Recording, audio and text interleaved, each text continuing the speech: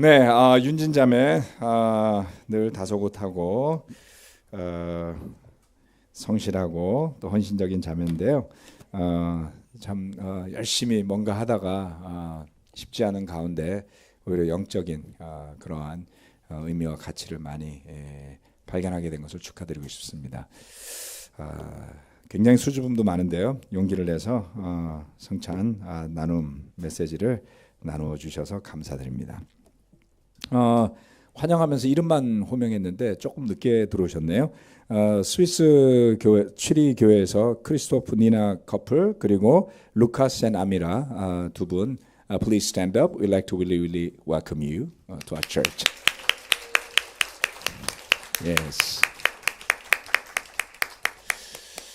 네, 아름다운 나라에서 오셨네요.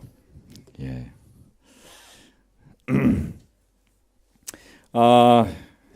오늘은 설교 제목이 힘써입니다. 힘써야만 하는 것. 여러분 혹시 살면서 힘쓰지 않아도 그냥 잘 되는 일, 뭐 이런 거 경험해 보신 적 있나요? 네. 네. 뭐 하다 보니까 그냥 잘 되던데요, 뭐 이런 거. 이런 말 하면 주변 사람들 대체로 싫어하죠. 예. 근데 뭔가 좀 자랑해 보고 싶은 뭐 그런 거 없나요? 예. 제가 물어봤더니 주일학교에서 물어봤더니 살찌는 거는 힘 안 써도 잘 된다고 그러시더라고요. 그다음에 나이 먹는 거 뭐 이렇게. 좀 좋은 거를 좀 생각해 보시라고요. 참 세상에 그 법칙이라고나 할까요? 힘쓰지 않고서 잘 되는 게 별로 많지가 않습니다. 그런데 우리가 사실 날마다 힘써서 일하는 게 있죠. 네, 힘써서 일하는 거. 그 중에 하나는 먹고 사는 일일 거고요. 그 다음에 학생들은 별로 힘쓰고 싶지 않지만 학교에서 학생으로서 공부를 또 열심히 힘써서 해야 합니다. 그런데 성경 말씀에서 우리가 힘써서 애써서 해야 할 것들을 무엇이라고 이야기하는가라는 것을 한번 궁금하게 생각을 해보게 되었습니다. 성경 말씀에서 먹고 사는 일에 대해서는 뭐라고 가르치고 있습니까? 네? 성경 말씀에서 먹고 사는 일과 관련해서 가르치는 구절이요.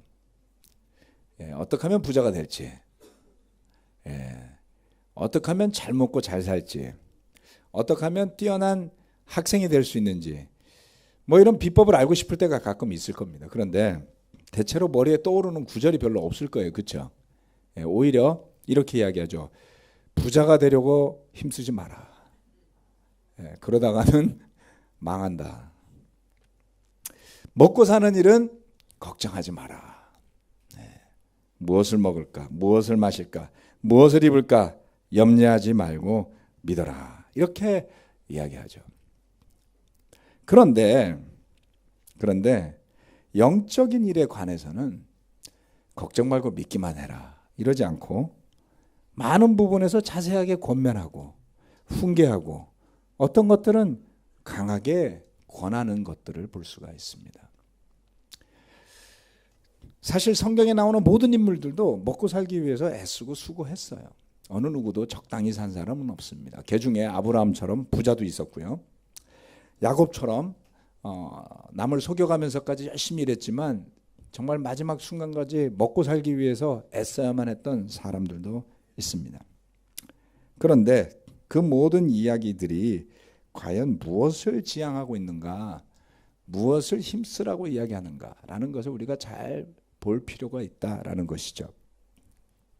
자, 힘써야만 하는 것들을 이야기하면서 오늘 서두에 하나의 스토리, 성경에 나오는 스토리인데요. 누가복음 14장에 나오는 스토리를 통해서 이야기를 좀 풀어볼까 합니다. 우리가 너무나 잘 아는 스토리 중에 하나인데요. 예수께서 잔치를 베푼 사람에 대한 이야기를 하였습니다. 어떤 사람이 큰 잔치를 베풀고 많은 사람을 초대하였다. 누가복음 14장 16절로 20절 말씀입니다.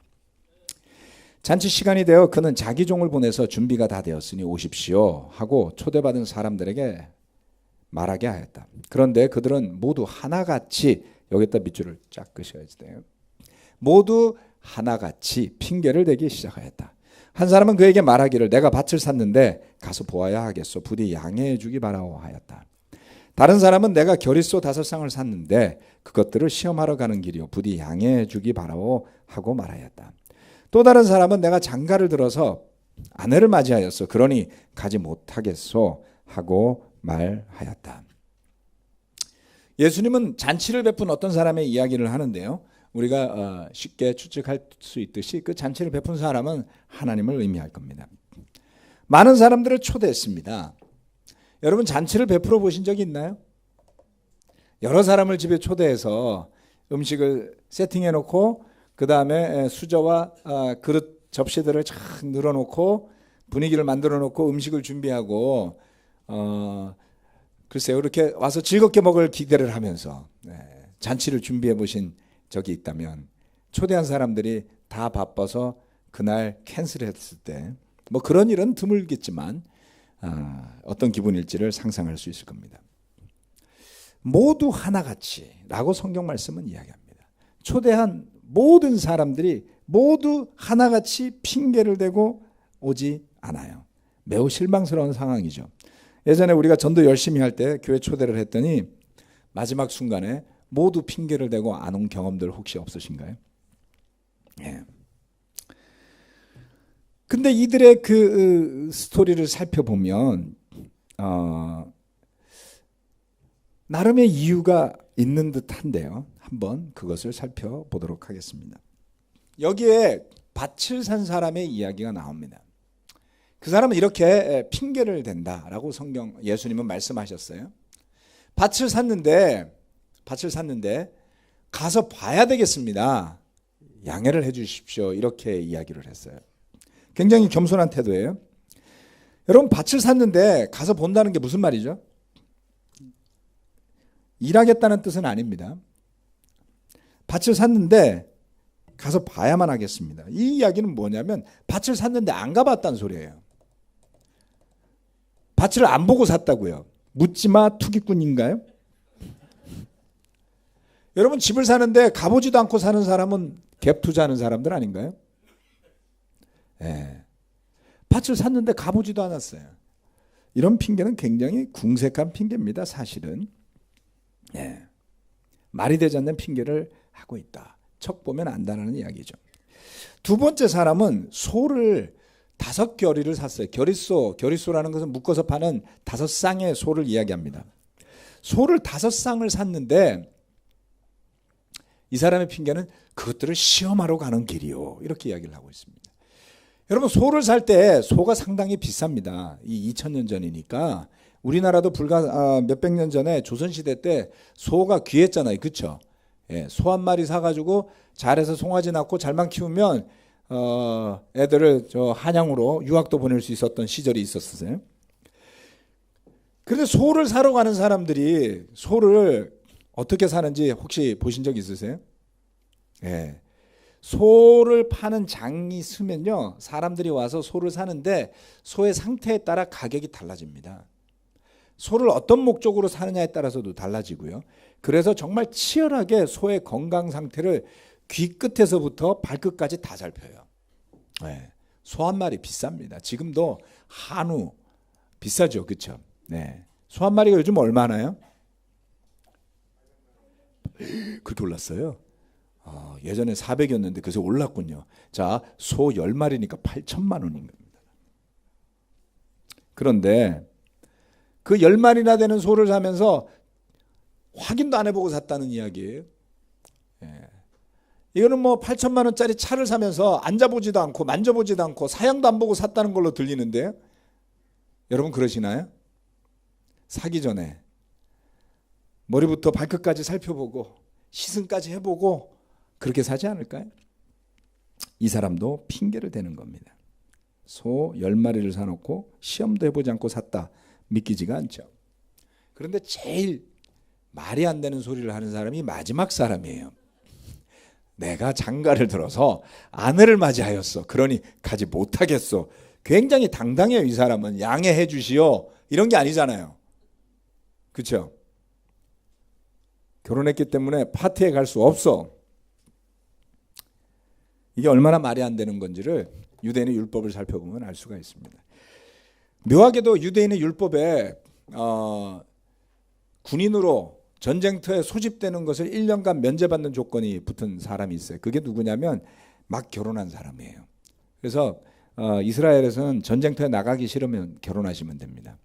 1년간 유예돼요.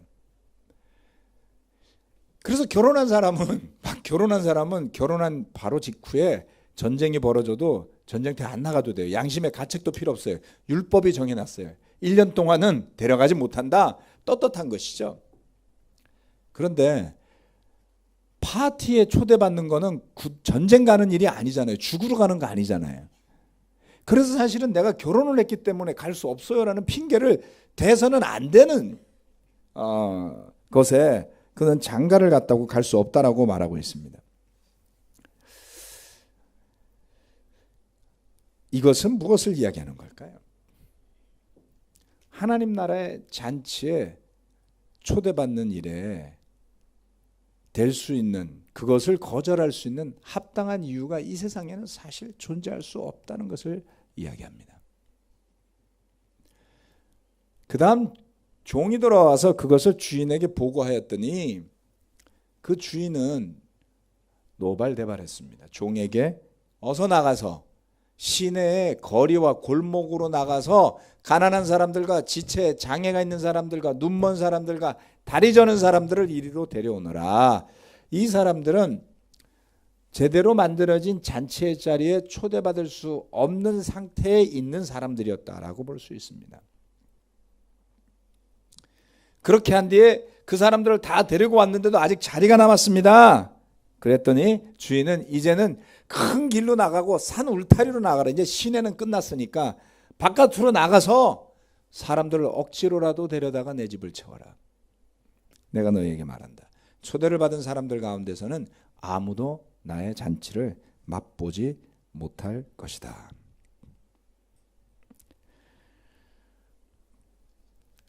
여기에 전달하는 많은 메시지가 있지만 오늘은 저는 어떤 한 부분만 봤으면 해요. 그것은 뭐냐면 여러분, 예수님이 살아계시던 시절에 병자를 고치고 귀신을 내쫓고 죽은 사람을 살리던 그 주님이 살아계시던 시절에도 사람들에게 하나님의 나라에 대한 이야기를 위해서 초대를 하면 대부분은 핑계를 대고 안 간다라는 예를 들더라는 거예요. 그렇죠? 그래서 복음을 전하고자 하는 사람들은 마치 이 종처럼 나가서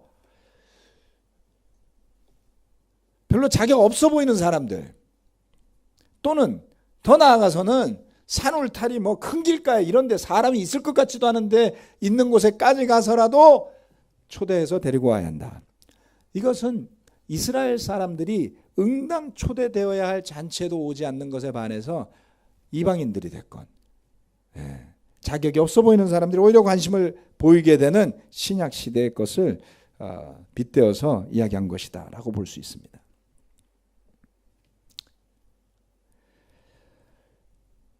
더 나아가서 이것은 복음을 전하는 일이 됐건 그 복음을 받아들이는 일이 됐건 그냥 되는 대로 하면 되는 그런 일이 아니더라는 겁니다.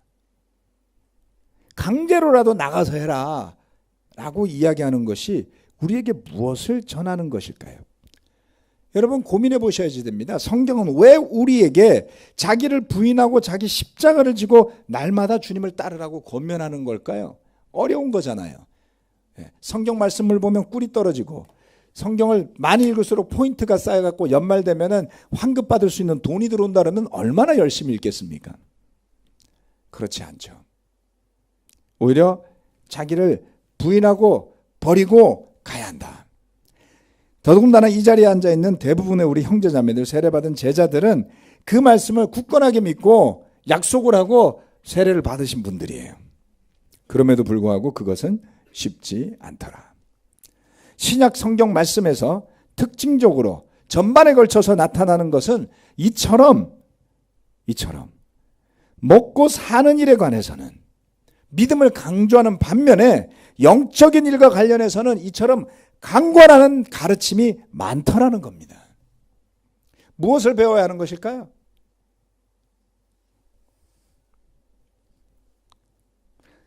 여기에 보면 온갖 핑계로 일관하면서 하나님의 나라의 잔치를 거부하는 사람들은 세상 일로 분주하고 마음이 바빠요. 그래서 자기 나름에는 그것이 그럴듯한 핑계라고 생각하고 말하지만 그 자기만의 논리는 매우 궁색한 핑계에 불과합니다.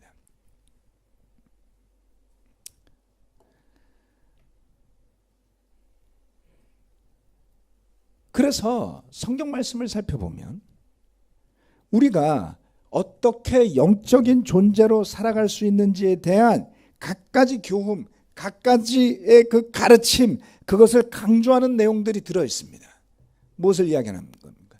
우리가 힘써 하지 않으면 당연하게 그 잔치에 초대받아야 할 사람인 것 같지만 그 잔치 자리에 가지 않는 사람이 되더라는 겁니다.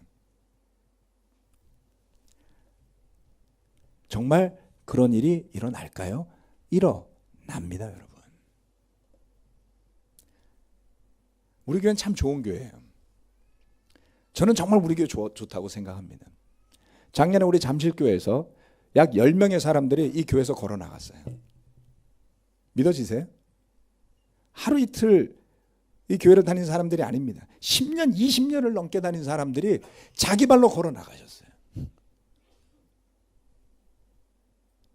여러분 중에 나 이 교회 나가야지라고 생각하시는 분 계신가요, 지금?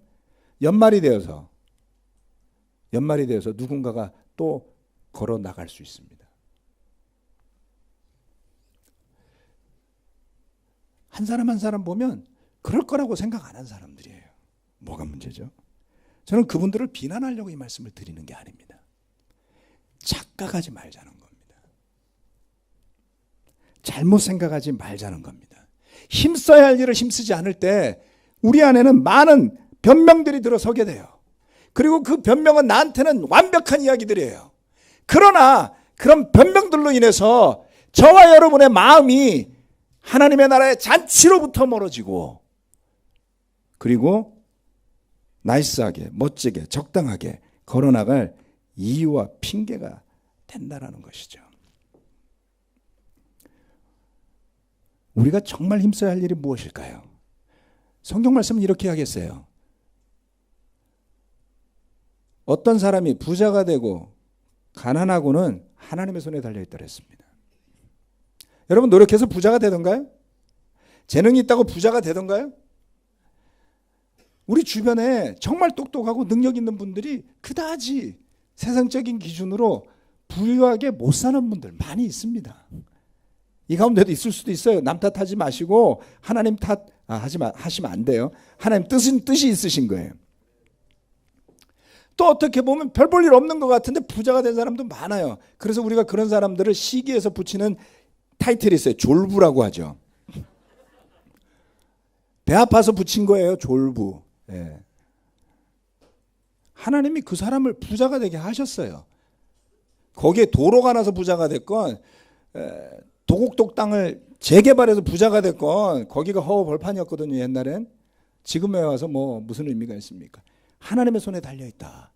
그러니 부자가 되려고 힘쓰지 마라라고 성경은 가르치지 않나요? 그것을 뒤집어서 이야기하면 세상에서 성공하려고 애쓰지 마라가 되는 겁니다, 여러분. 와우. 받아들이실 수 있겠어요? 왜 공부하시는데요? 왜 열심히 일하시는데요? 성공하려고요. 그런데 성경 말씀 그 반대로 우리에게 이야기한다면 정작 힘써야 할 것 몇 가지만 말씀드리겠습니다. 첫 번째, 좁은 문으로 들어가기를 힘쓰십시오. 잘하는 구절이잖아요. 그렇죠? 자, 누가복음 13장 24절 말씀입니다. 함께 읽어보도록 하겠습니다. 시작. 너희는 좁은 문으로 들어가기를 힘써라. 내가 너희에게 말한다. 들어가려고 해도 들어가지 못하는 사람이 많을 것이다. 좁은 문으로 들어가기를 힘쓰라고요. 힘쓰라고요. 좁은 문으로 들어가라는 것은 무엇을 이야기하는 걸까요? 우리가 잘 아는 마태복음 7장 13절 14절 말씀은 이것을 약간 부연 설명합니다. 좁은 문은 어떤 문이냐? 멸망으로 이끄는 문은 넓고 그 길도 널찍해서 그리로 들어가는 사람이 많답니다. 그런데 생명으로 이끄는 문은 너무나도 좁고 그 길이 비좁아서 그것을 찾는 사람이 적다는 것이죠. 이렇게 벽에 난 좁은 문이 하나가 있습니다. 예수님 시대에 예수님이 가르치던 때에 하나님의 아들 예수 그리스도께서 무리를 걸어 다니시고 5천 명을 먹이셨던 그 시절에 생명으로 향하는 문이 좁더라는 거예요. 사람들이 많이 못 들어가요. 그리고 문이 못생겨서인지 많이 안 찾아요. 그러면 우리는 어떻게 하고 싶을까요? 문을 넓히고 싶어요. 저 문에다가 장식을 달아가지고 LED 라이팅도 좀 갖다 붙이고 오고 싶은 문을 만들고 싶어요. 그런데 예수님은 그 문을 넓히시지 않았어요. 가만 보면 요즘에는 그 문을 넓힌 교회들이 좀 많은 것 같습니다. 사람들이 너무 가기 좋아해요. 사람들이 막 예배 오려고 줄 서 있어요. 저는 그런 교회를 꿈꾼 적이 있어요. 야, 사람들이 막 오고 싶은 교회를 어떻게 만들까? 어떻게 하면 막 줄 서갖고 들어오게 할 수 있을까? 잘 생각해 본 거 잘못하면 문 넓히는 짓이에요. 많이 오겠다는 걸 막고 싶은 생각은 없습니다. 그러나 20년 전이나 30년 전이나 10년 전이나 지금이나 2000년 전이나 생명으로 이끄는 그 문으로 초대되는 일은 여전히 어렵더라. 수많은 사람들이 달려가는 길이 있습니다. 세상 모든 사람들이 들어가고 싶어하는 문이 있고 길이 있습니다. 대한민국에서 요즘 공무원이 그렇게 되고 싶어요. 언제부턴가 공무원이 인기 있는 직종이 되었습니다. 다들 교사가 되고 싶어요. 근데 우리 교회도 공무원도 계시고 교사도 계신데 물어보면 절레절레 흔드세요. 되게 힘들다고. 그냥 막 공부하시지 말고 물어보고 하세요. 공무원 되기가 너무 어려워서 이제 공시원 뭐 이런 게 생겼어요. 옛날에 고시원이 아니라 이제는 옛날에는 뭐 사시 뭐 행시 뭐 그래서 고시원이라는 게 있었는데 요새는 공시원, 공무원이 되기 위해서 시험 보는데 너무 잘 아시죠? 그 길이 엄청 좁대요. 진짜 좁을까요? 아니요, 그 넓은 길이에요. 이 세상의 성공으로 가는 길은 넓은 길입니다. 그래서 사람들이 다 그리로 가는 거예요. 찾는 사람이 무척 많아요. 세상의 모든 사람이 들어가고 싶어하는 길, 성공의 길, 부자가 되는 길, 영향력 있는 사람이 되는 길, 그 길은 좁아 보이지만 매우 넓은 모두가 가고 싶어하는 길. 그런데 그 길에 올라선 사람도, 그 문을 통과한 사람도 만족해하지 못하고 그 길을 못 올라간 사람은 더더욱 불안하고 불행해하는 모두가 멸망하는 길입니다. 그 길은 힘써서 가야 하는 길이 아닙니다. 그 길은 하나님께서 열어주시면 여러분 그냥 가시는 길이에요. 물론 성실하게 하셔야 됩니다. 성경에서 성실을 빼놓고는 이야기할 수 없죠. 누구든 하나님을 믿는 사람은 자기에게 주어진 달란트에 성실해야 하지 않습니까? 성실한 것과 탐욕을 부리면서 믿음이 없어서 불안해서 더 잘 먹고 더 잘 살겠다고 그것만 하는 것과는 완전히 다른 것입니다. 믿음으로 성실하십시오. 세상의 길은 넓고 쉬운데 생명으로 이끄는 문은 좁고 비좁고 가보고 싶지 않게 생겼다고 했습니다. 세상 사람들이 외면하는 문. 예수님 시대부터 진리와 생명으로 이끄는 길은 그랬습니다. 정말 그런 것 같아요. 제가 노력을 많이 하지만 성경 말씀을 묵상하는 것의 그 즐거움과 재미를 세상의 것을 즐기는 재미보다 더 맛깔나고 재미있게 할 재주가 없더라고요. 제가 많이 해봤거든요. 여러분 정말 그런지 아닌지 쉽게 알 수 있습니다. 성경 말씀을 한 30분 막 집중해서 보세요. 그러고 나면 내가 성경 엄청 많이 본 것 같아요. 와, 내가 30분 성경 봤더니 막 눈이 뜨이고 막 이러는 것 같아. 그러고 나면 뿌듯하면서 생각을 딱 덮어요. 유튜브를 딱 누르면요,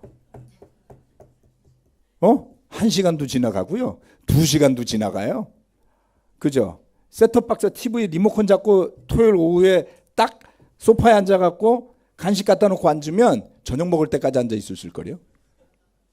성경을 한번 그렇게 읽어보세요. 이렇게 말하는 저도 그렇게 안 합니다. 속성이라는 게 있는 겁니다, 여러분. 속성이요. 2000년이 흘렀지만 여전히 성경 말씀을 묵상하고 공부하고 하는 그런 길은 땀을 흘려야 하고 힘을 써야만 겨우 그 가치가 느껴지는 일이에요. 제가 헬스장에 좀 건강을 유지하기 위해서 꾸준히 다녀봤습니다. 한 7개월 쉬었다가 최근에 다시 다니기 시작을 했는데 갈 때마다 핑계가 떠올라요. 오늘은 날씨가 너무 추운 것 같아요. 헬스장 실내인데요. 날씨가 추운 바람에 머리가 조금 아픈 것 같아. 막상 가서 하면은 좋은데 가기 전에는 가지 말아야 할 몇몇 가지 이유들이 계속 떠올라요. 저 같은 사람이 그러니, 운동을 꾸준히 해온 사람이 그러니 대부분의 형제자매들은 헬스장 끊어놓고 거의 안 갈 것 같아요. 그렇죠? 그게 재미가 없다면서요. 이렇게 들고 이렇게 하는 게. 그 무슨 재미를 합니까? 그래서 자기 만족이라고 하는 사람들도 있어요. 제가 뭐 제 와이프가 막 근육을 보면서 막 감탄스러워하고 박수 쳐주고 당신 최고야 이러면 좋겠는데 제 아내가 근육에 관심이 없어요. 제가 열심히 하고 와가지고 무슨 성취감이 있겠어요? 네? 누가 칭찬해 주시냐고요. 그러니까 운동에 대한 동기가 많이 생기질 않아요. 건강하겠다라는 이유만으로 왜 비만이 늘어나는지 아시겠죠? 수없이 많은 다이어트 방법이 나오고 뭐 해도 소용없습니다. 살찌는 사람은 나날이 늘어간대요. 가만히 있으면 살이 찌니까요. 뭘 이야기하는 겁니까? 좁은 문, 그 길은 들어서서 걷기 시작하면 그런 대로 걸을만 하고요. 걸을수록 그 가치가 좀 더 느껴지고요. 더 깊게 들어가면 그 길을 버릴 수 없어야 할 뚜렷한 영적인 이유들이 생생하게 보이기 시작할 때쯤이면 가치가 더 생기는 것 같습니다. 여러분, 세례를 어제 받았건 10년 전에 받았건 30년 전에 받았건 진리의 길은 여전히 우리 앞에 좁은 길로 놓여 있습니다. 좁은 문을 들어오셨고 이제 가는 길도 계속 좁아요. 그 길을 넓히시지 마십시오. 여전히 그 앞에 우리는 두려움과 떨림으로 서야 합니다. 두 번째, 약한 사람들을 힘써 도와주십시오. 사도행전 20장 33절로 35절 말씀입니다.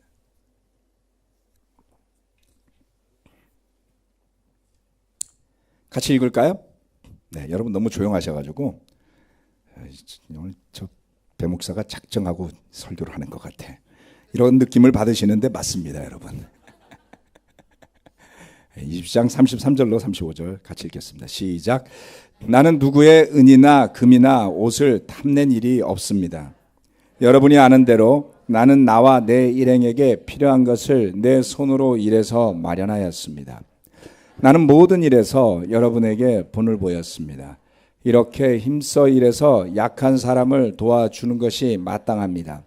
그리고 주 예수께서 친히 주는 것이 받는 것보다 더 복이 있다 하신 말씀을 반드시 명심해야 합니다. 아멘.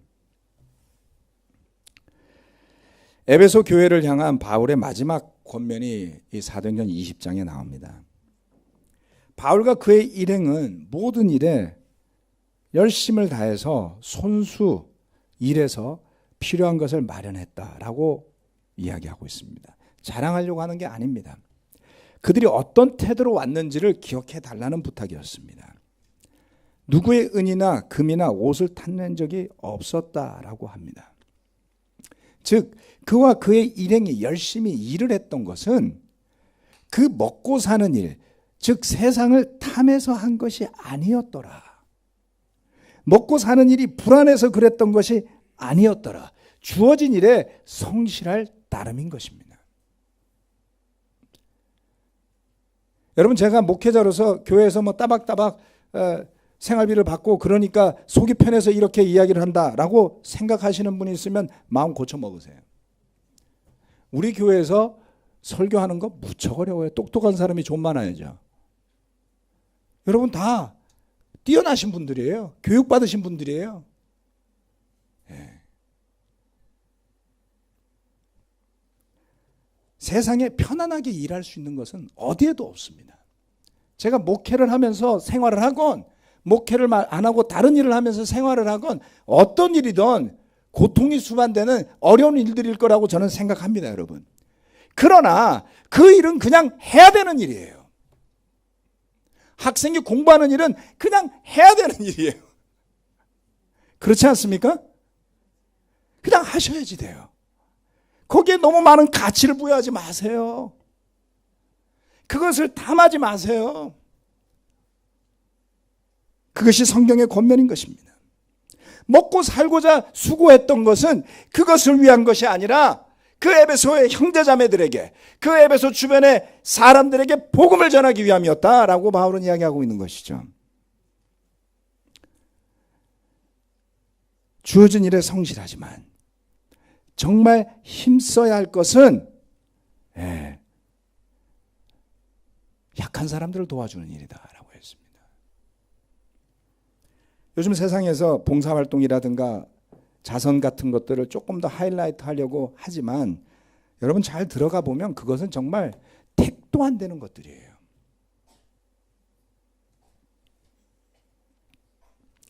왜 수많은 사람들이 끊임없는 불신 속에 살아가겠습니까?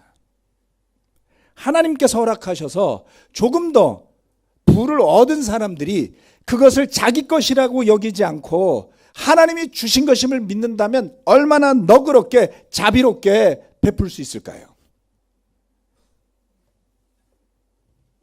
가졌다고 행세하지 않고 배웠다고 갑질하지 않고 정말 섬긴다면 누가 불평을 하겠습니까?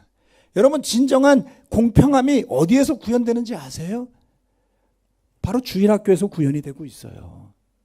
이 교회 팀 미니스트리에서 구현이 되고 있는 겁니다. 여러분이 돌아가면서 십시일반에서 주일학교 교사로 봉사할 때 어느 누가 가진 자의 자녀와 그렇지 않은 자녀를 구분하던가요?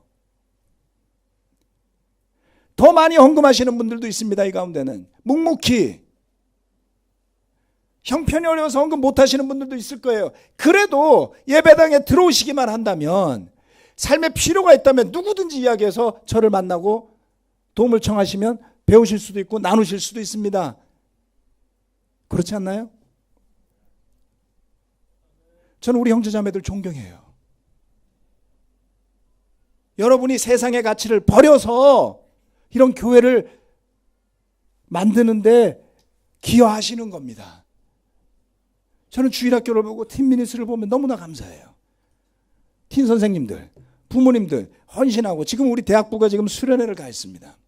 한 22명이 모여 있더라고요. 강서교회, 우리 잠실교회, 분당교회 세 군데가 합쳐서 작년 1년 동안 열심히 새롭게 캠퍼스 미니스트리를 만들었어요. 정말 아무것도 아닌 데서부터 시작해서 앞으로 자라나야 될 세대들을 위해서 수고하고 헌신하고, 또 누군가 기꺼이 그 미니스트리를 위해서 헌금을 하면서 도와달라고 부탁하시는 분들도 많습니다. 세상에서는 결코 해내지 못할 일이에요. 우리가 잘나서 그런 것이 아닙니다, 여러분. 잘 기억하십시오. 약한 사람들을 힘써 도와주는 일은 세상에서는 진정으로는 관심이 없어요.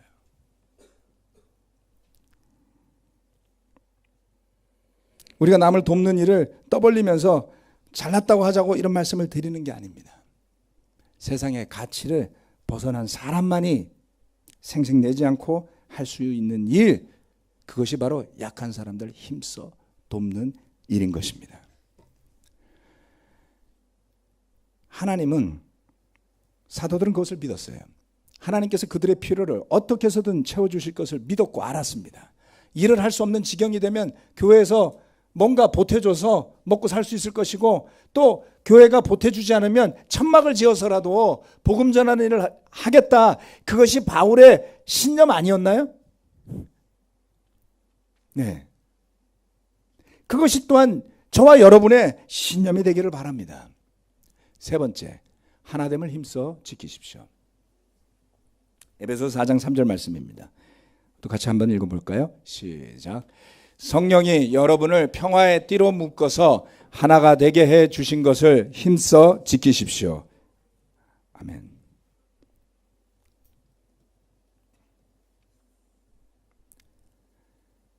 하나가 되게 해 주신 것을 힘써 지키라고요?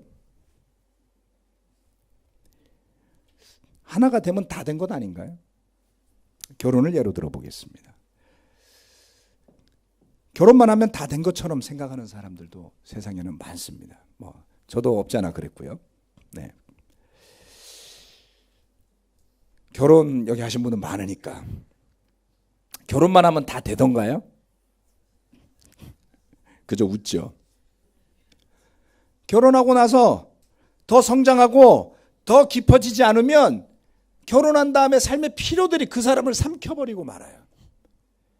그래서 요즘 젊은 사람들이 결혼을 회피합니다. 근데 그 이유를 잘 들어보면 자기보다 먼저 결혼했던 선배들이 절대 결혼하지 마라 그런다는 거예요. 선배 언니들이 시댁과의 관계 때문에 너무 힘들었다.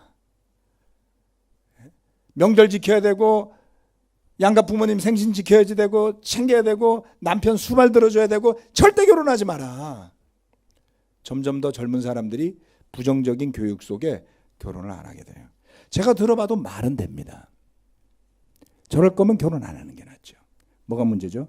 결혼만 하면 다가 아니라 결혼하고 나서 필요가 늘어요. 그 필요보다 더 성장해야지 돼요. 그 필요보다 더 성숙해져야지 돼요. 저와 여러분들은 성숙해져가는 그 영적으로 깊어져가는 그 길에 있지 않습니까? 그 길을 가셔야지 됩니다. 아멘. 결혼했다고 그냥 행복한 건 아니야. 다행인 것은 제자로서 헌신하겠다고 자기를 부인하겠다고 결정한 사람들이니까 그나마 싫은 소리도 좀 들을 줄 알고요, 여러분들이. 예. 좀 아닐 때는 좀 야단도 좀 맞아가면서 마음도 고쳐먹고 회개하고 그나마. 그래서 대부분의 결혼한 사람들이 잘 지내다 보니까 우리 교회에서는 반대 현상이 벌어진 거예요. 싱글들이 너무 결혼하고 싶어요. 좋은 거 아닙니까? 예. 싱글이 좀 더 많아야 돼요, 근데. 예. 결혼하고 싶은 사람 이 교회 오라고 하십시오. 그건 나쁘지 않습니다. 주님 안에서 우리가 서로 모여가지고 서로 친해요. 아유, 너무 좋아. 서로 친하고 만나고 그러면 다 된 것 아닐까? 서로 보고 싶고 함께 뭔가 노력하고 이거 좋은 것 아닌가? 그래서 하나가 되게 해주신 것을 힘써 못 지키시는 분들이 있어요. 망각을 하는 것이 뭐냐면 우리를 하나가 되게 한 그 힘이 뭔지를 잊어버리는 거예요. 여기 말씀에서 뭐라 그랬죠? 성령이 여러분을 평화의 띠로 묶어서 하나가 되게 해주셨다 그랬습니다. 여러분 성품 좋아가지고 좋은 바이블톡이 만들어진 게 아니에요, 여러분.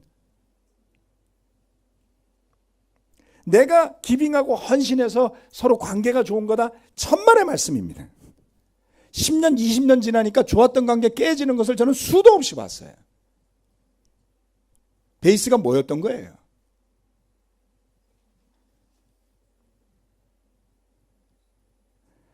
우리가 함께 모여 한 마음으로 뭔가를 한다면 그것을 가능케 하는 것이 우리의 타고난 성품이나 나의 능력이 아니라 성령님임을 잊어서는 안 되는 것입니다. 아멘. 하나가 되어 함께 일하게 되는 그 공로를 자기가 자기의 것으로 훔쳐가서도 안 됩니다.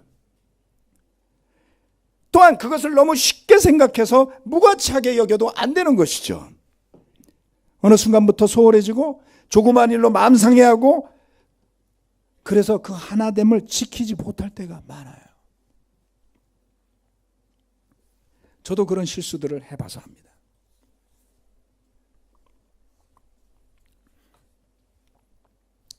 하나됨은 힘써서 지켜야 하는 것입니다. 가정을 정말 초점을 맞추고 지키지 않는데 지켜진다? 그렇지 않아요. 너무나 많은 사람들이 결혼만 하면 되는 줄 아니까 가정이 안 지켜지는 거예요. 여러분의 자녀들이 교회만 데리고 오면은 언젠가 하나님을 믿고 제자가 된다? 그런 일 없어요, 여러분. 힘써서 가르쳐야지 됩니다. 힘써서 지켜야지 됩니다. 오기 싫다는 거 억지로 끌고 와야지 돼요. 왜요? 세상이 너무 재밌잖아요. 세상이 너무 좋잖아요. 놔두면 그냥 한다고요. 놔두면 그냥 글로 간다고요. 누가 우리 자녀들에게 영적인 영향력을 주겠습니까? 누가 여러분의 가정을 지키겠습니까? 힘쓰셔야지 돼요. 애쓰셔야지 돼요. 우리 모임도 마찬가지입니다. 추석 연휴 해가지고 주중 예배가 없고서 그 다음 주인가 이렇게 모였더니 한참 멀어진 것 같아요, 마음에서. 일주일이 길지 않나요, 여러분? 넉넉히 한 달 살면요, 영성 완전 바닥나요. 그러고서 몇 년 살면 내가 여길 왜 나와야 되지? 내가 저 사람을 왜 만나야 되지? 이상하게 생각하지 마세요. 여러분이 영적으로 넉넉한 거예요. 힘써서 지키셔야 됩니다. 다만 그 공을 도둑질하지만 맙시다. 우리가 서로 복음 안에서 만나는 이런 일은 세상에서 먹고 살기 위해 힘쓰고 갈망하고 탐하는 일과는 본질적으로 다른 일이다. 이것은 처음에 언급했던 것처럼 하나님의 잔치에 초대받은 사람들이 그 가치를 모르면 온갖 핑계로 일관하다가 그 기회를 놓치고 많은 일과 같은 것이다. 영적인 가치, 하나님의 나라의 가치를 중심으로 세상의 일과는 다르게 힘써야 하는 것임을 성경이 우리에게 권면하고 있음을 기억하시기를 부탁드립니다. 제 속의 바람은 그래요. 올해는 불필요한 일들로 또는 너무나 영적으로 소홀해져서 자기가 그렇게 소중하게 쏟아붓고 애써서 함께 만들었던 이 교회를 스스로 걸어 나가시는 분 없었으면 좋겠습니다.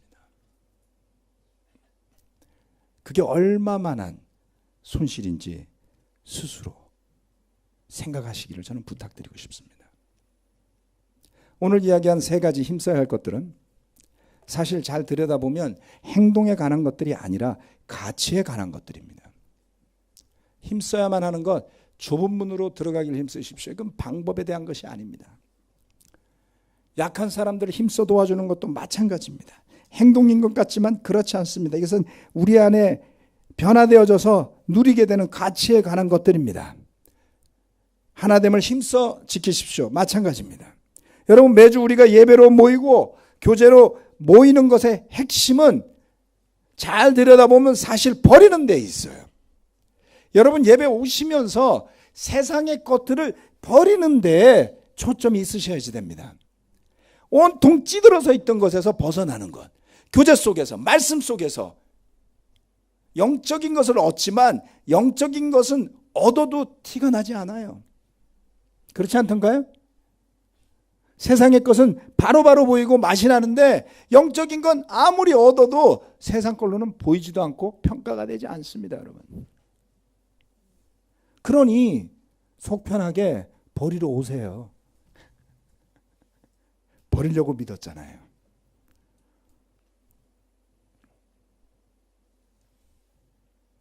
조금이라도 더 세상을 떠나는 것에 있습니다. 우리가 예배로 모이고 교제하고 말씀으로 믿음으로, 그래서 우리 안에 보이지 않는 하나님의 나라의 가치가 더 굳건해지는 것, 그래야 겨우 이겨낼 수 있는 것이 이 세상의 풍조인 것입니다. 힘써 행해야 하는 것들이 그처럼 조금씩 모여서 저와 여러분에게 더욱 단단한 믿음의 토대로 여러분의 가정 안에, 여러분의 삶 속에, 우리 교회 안에 자리 잡게 되는 한 해가 되기를 바라면서 말씀 마치겠습니다. 아멘.